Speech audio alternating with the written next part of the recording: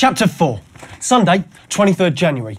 A fine breakfast of coffee and fresh croissants purchased by Venus and me at the bakery, boulangerie, should I say, at the foot of the hill. A short, romantic stroll, if we overlook the slight public inconvenience of her being the newly married wife of our host. Mr. Blue Sky was in his heaven, and the Mediterranean crashed satisfyingly on the beach. Your senses positively swizzle-popped with the Côte d'Azureness of it all.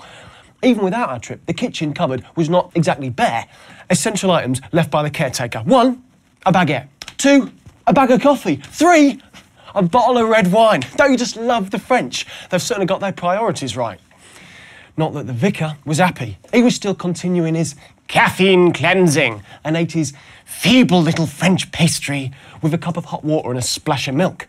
If a friend of mine can cope with the horrors of cancer, he said, I would certainly hope that I have the personal discipline to cope without caffeine.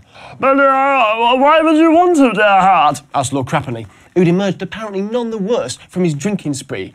Life is sufficiently riddled with lesser potted holes without making it any harder. Caffeine, nicotine, alcohol, the funky little darlings we need to help us get from one end of the day to the other. Crappy's little helpers.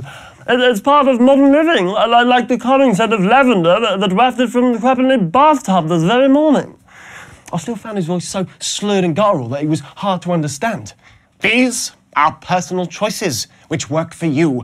I, for one, have no desire to be the servant of any substance, the vicar answered. Although lavender baths do sound good, it is also a form of pointed stick. Instead of sleepwalking my way through the day with the rhythms and habits that become so familiar as to be invisible, I am now more aware.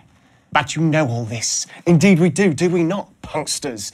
Although, he added, carefully placing his laptop on the table, I hardly need a hair shirt when my inbox is regularly disturbed by GC's black dog-style Hogwarts sherbet lemonade fizzing e-howlers. Yes, Lord Crappeney ran his hands over his eyes. My droll offerings, but perhaps I have over-elfined. I had an odd complaint or three to nudge forward. I just bounced ideas over the net. And this cruel, heartless, Machiavellian creep has already made his position abundantly clear, the vicar said, opening a bag. I make no objection to you presenting the award this evening. It is a task that I will happily forego, but if the organisers wish me to do it, then I shall do it alone. He toyed with an English-French plug converter. There is something to be said for Bill Gates' view on the benefits of worldwide standards, is there not? He said, changing the subject. The Victorians were the great creators of standards. You, of course, know why this was important. Another of his unanswerable questions. Because without common standards, you could not have had the Industrial Revolution, the Greenwich Meridian, Greenwich Mean Time, the Whitworth Standard of the flat surface. The Victorians even introduced standardized football rules. Until then, every football club had their own. The French, of course, still have different rules, or rather, they have the same ones, but they choose to disregard them. I think he half approved of their approach. And now, what do we have on the guest book today? Oh, joy, bliss. The normal sniping and infighting has been replaced by some educated postings in answer to the comments on my diary about breast cancer. I shall read these with interest. You may have gathered from the leisurely pace at which we'd started the day that Sunday was our day of rest. Our only official engagement was for the much-discussed live TV show, the traditional Me-Them opening, to be broadcast that evening from the Palais de Festival in Cannes.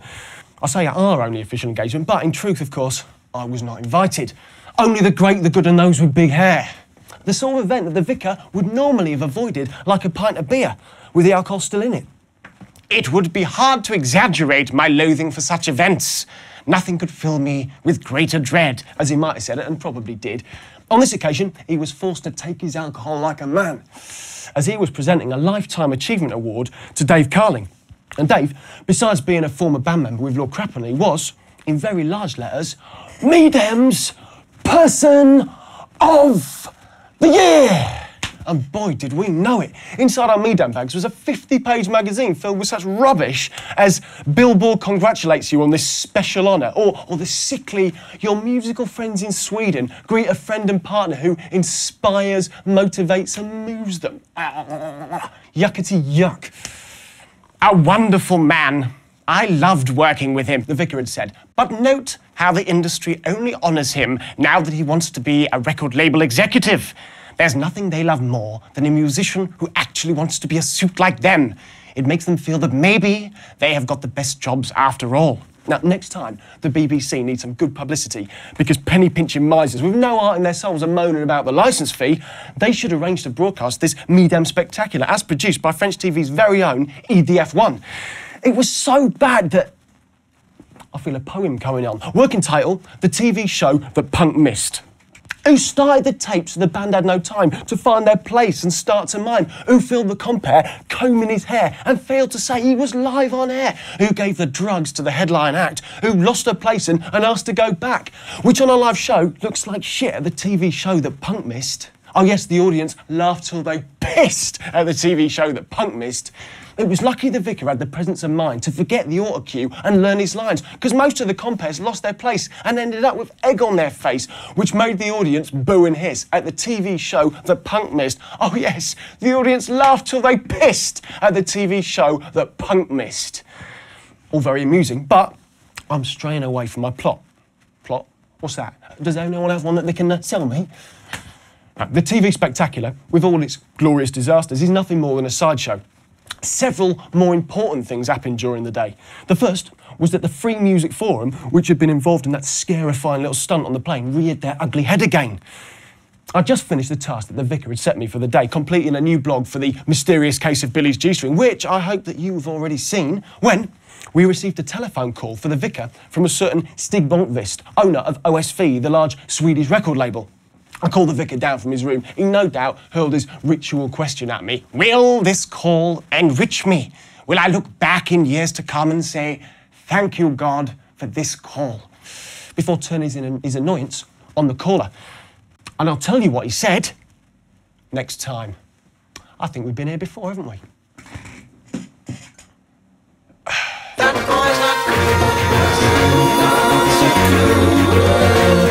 He's got ears the size of diamonds, vocals on a twisted face, with a voice that...